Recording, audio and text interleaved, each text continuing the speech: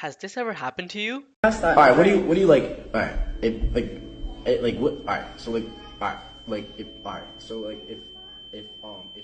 If it didn't, make sure it happened so that you can watch this video on how to actually talk to women. Out of 10 people who I surveyed, those 10 said that they lack confidence. And according to my calculations, the number is still growing. And to stop this, we need to know what exactly the lack of confidence is. Confidence is the belief that you'll be successful or that you will have made the right choice in a particular situation.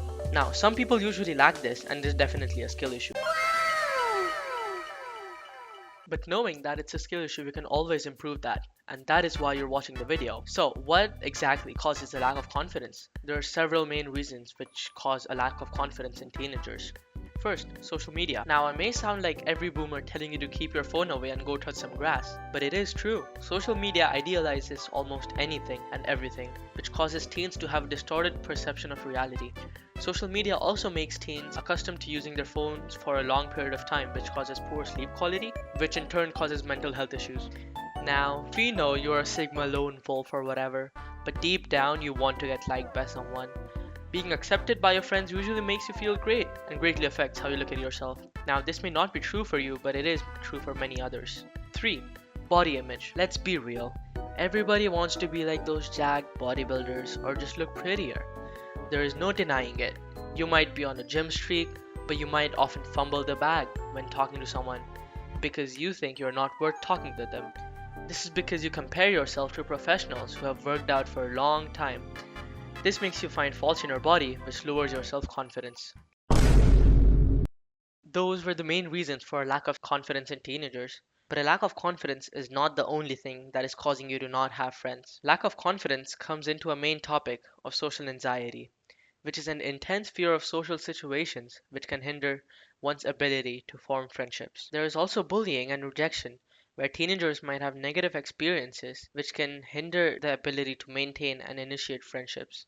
Many people go through bullying, which disallows people to go talk to others. It makes the person think that their self-worth is really low, and it reduces their trust in people. They reduce the chances that the person goes talks to people and initiates conversations. Lack of confidence results in lack of social support, which can elevate stress and increase anxiety in teenagers. It hinders development of crucial social skills, and it majorly affects the formation of someone's identity. Prolonged isolation can lead to mental health issues, and it does not set the person in the right mindset. But I'm not going to talk about these things in this video, so you gotta find a different video for that. Wait, did someone just say solutions? Get out of comfort zone. Getting out of the comfort zone can greatly affect your self-confidence. The smaller the comfort zone is, the less confidence you have in your abilities. The more you face your fears, the more comfortable you get, and you will become more confident. Think of it as going out to touch grass. Yeah, it's green and scary, but it's crucial to get better at life. Playing League of Legends for 7 days a week does not help with confidence. It pushes people away from you. Give a small pep talk to yourself. When you engage in positive self-talk, you're reinforcing positive beliefs about yourself in your mind. By constantly doing this, you can rewire your mindset towards boosting your confidence. Self-pep talks can also be seen as a form of self-compassion. When you are giving yourself a pep talk, you support and encourage yourself. One tip for pep talks is speaking the task out loudly in your mind and also recognizing how it looks, how it feels, and visualize the task positively. Believe in yourself.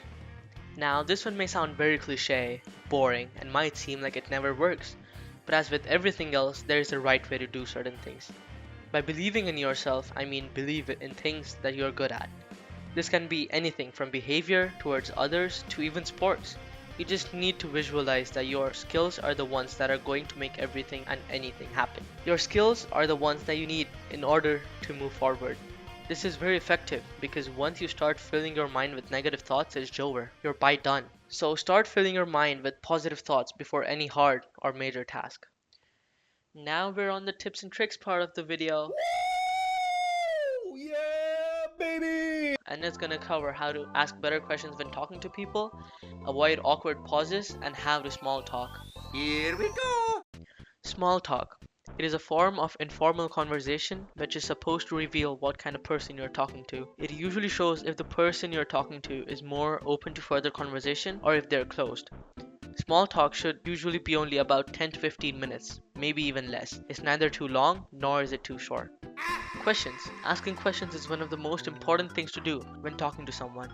It usually needs to just start out as random questions like, what area do you come from? Or do you play any video games? And other questions like that. Talking about sports and other topics which many people know about is also really good. You can agree with the person, but sometimes also disagree with them and still have a really good conversation. It is a perfect starter for small talk, and it usually tells you if you want to talk to them or if you should not drain your time on them.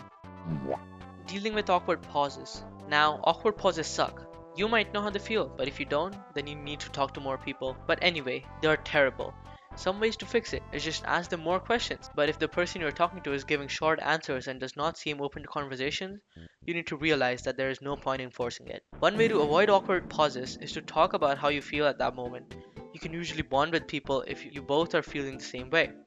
You can also talk about what you hate and what you like. It usually sparks up a controversial conversation which you can talk about a lot. So talking about what you like and what you hate, or talking about how you're feeling right now, is usually enough for keeping the conversation alive.